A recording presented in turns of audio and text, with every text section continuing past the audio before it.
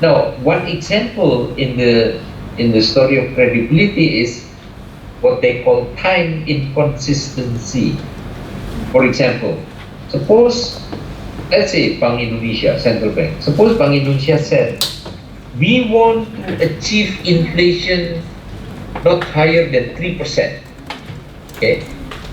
Now, Bank Indonesia, when they said that, they know with that 3%, unemployment will be a certain level. Let's say unemployment will be 5%. Okay. Why they know? Because they have the model. Because Bank Indonesia people are smart people, and most of them are macroeconomists. So they know they can calculate if the inflation is 3%, the unemployment will be 5%. Suppose that's the case, okay? But for whatever reason, let's say the president tells the Bank Indonesia and tells all the cabinet members, I want unemployment lower than 5%. 4%, let's say. Then what Bank Indonesia did is, the policy is no longer achieving that 3%, but maybe the inflation will be 3.5%. Okay, in order for unemployment to lower than 5%. So let's say instead of 3%, the inflation will be 3.5%. Why do they do that? Well, they think about 0.5%, it's very small, right? Between inflation 3% and 3.5%, it's okay, it's very small. So that's what they think. And because they think so, then they will change the policy accordingly. Why? Because now they want to lower the unemployment even more. Instead of 5%, the unemployment wants to be 4%. Why? Let's say because the president said so. Okay. Now, when Bank Indonesia do that, then the credibility of Bank Indonesia is questioned by the public, by investors, by consumers, by exporters, by anybody, by any economic agents. You follow me? So there is a story of credibility, and one of the sources of the credibility is really time inconsistency. So that is a topic that we are also going to discuss actually when we reach the point about monetary policy. Okay.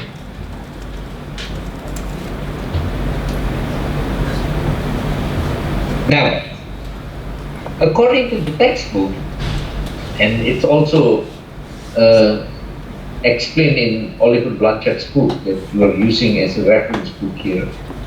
According to textbook, in order to avoid that, because that's not good, right? If the credibility of policymakers is low. In order to avoid that, according to the book, there are three things that you can do. One is set up an inflation targeting. So that means you have to announce. The announcement, the target of inflation is 3%. Because once you announce, then basically you are stick with that. No matter who are telling you that leads to higher than 3%, you will refuse. That's what is advised or recommended by the textbook. Use inflation targeting. Okay. The other one is make the central bank independent. So no matter who are telling them, even if it is the president or the prime minister or minister of finance, whoever telling you, if you are Bank Indonesia, you have to be very firm. No, we don't listen because we are independent. So central bank has to be independent. That's the second kind of recommendation according to the textbook. Now, the third one is more about the person. Okay, in order to achieve number two, in order to make the independence of Bank Indonesia works, then pick a person who work in Bank Indonesia, a conservative person. No, here conservative has nothing to do with the political line. Okay, it's not about conservative or liberal like in politics, but conservative in economic policy.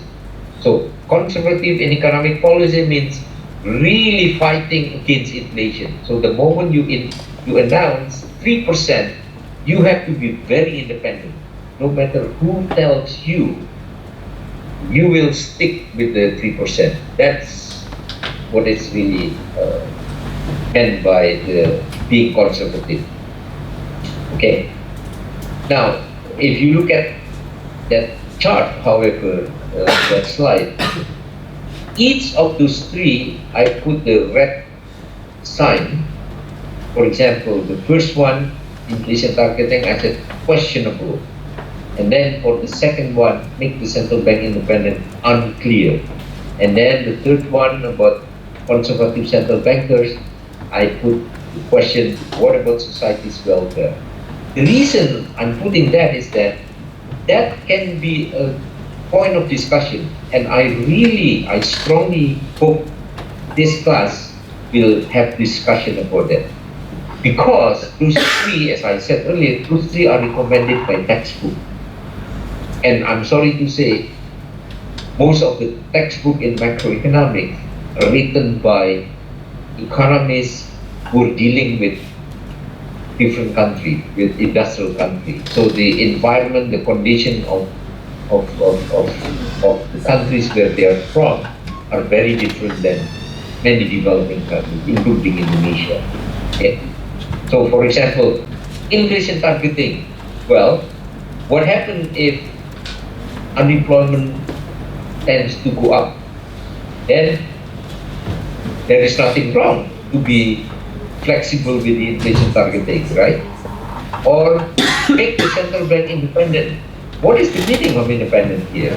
Okay, because at the end, the head of the central bank is usually the results of political process.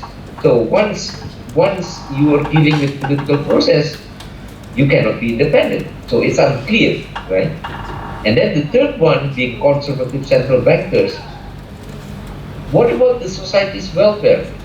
Even if the main mandate of central bank is let's say inflation or exchange rate, but what happens if, for example, the poverty goes up, or unemployment also goes up, or polarization is going up, and so on?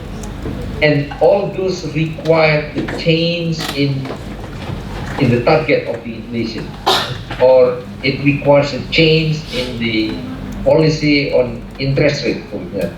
So what happened with that? Okay. Now, those kind of stories may not be relevant for advanced economies or industrial countries, but for countries like Indonesia, may be relevant. So just keep that in mind throughout the semester. I want you to raise the questions about all these three.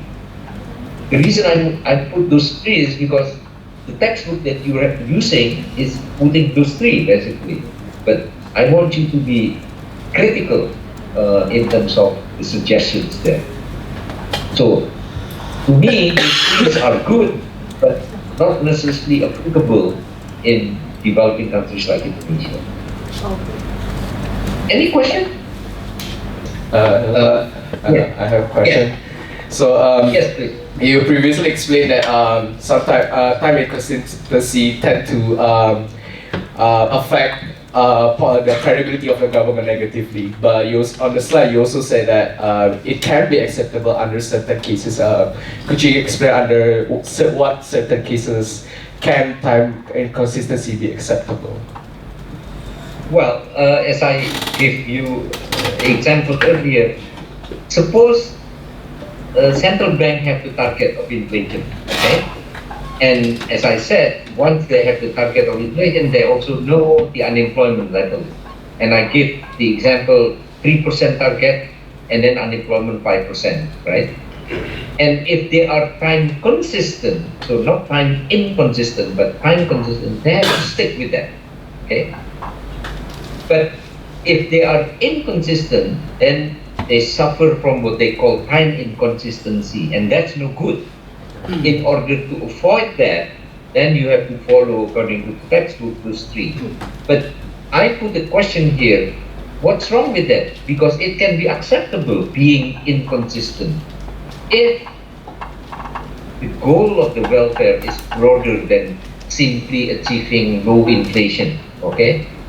If the goal is, let's say, just imagine in two different countries, country A and country B. In country A, with these industrial countries, think about the Scandinavian countries. The poverty level is very low there, practically none, okay? But country B is developing countries like Indonesia. There are still millions of poor people there, okay? Now, if you are working in a central bank and you try to be time consistent, okay? So in other words, you try to fix with your target 3%, then the effect may not be positive for poverty reduction. The effect may not be good for, let's say, SME, small medium enterprise. Why? Because in order for you to achieve 3% inflation, you have to increase the interest rate. But high interest rate is no good for the SME. So that is just one example. And throughout the semester, you know, I will give many other examples, okay? Because I really want this class sort of not just what the textbook says, but trying to fit the macroeconomics, the workhorse model, try to fit with the Indonesian situation. And that is the reasons why I said, in some cases, even though the textbook said it's bad, in some cases it's acceptable. Okay. Can you raise your hand again? Who asked that question? I cannot see. Oh, okay. So the same person. Okay. All right. I encourage the other students also to be more active in asking questions. Okay. Any other question? All right, please. Hello, sir. I just want to make sure Yes. about my opinion. I don't know if it's true or not, because from the information from Central Bank of Indonesia, they use the monetary framework is interest rate target. I think it is preferable for Indonesia because they want to set higher outputs from consumption and investment. Is it true or not, sir? Well, in general, it's true. But the question is, not in general, but more specifically, what is the target? And how are you going to achieve the target? If the target is low inflation, I have no quarrel about it. Of course, all countries, including Indonesia, needs to reach low inflation. But if the way to achieve that low inflation is by raising the interest rate, then it's debatable. Why? Again, this is a good example. Because if you raise the interest rate, for the big investors or big people, high income people, maybe there's no problem for them. But for small and medium industries, high interest rate is very, very, killing. I mean, it doesn't help their business.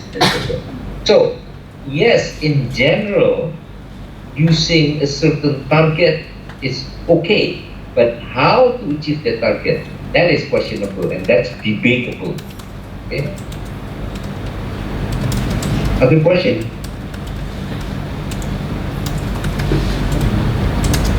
All right. If not, let's continue.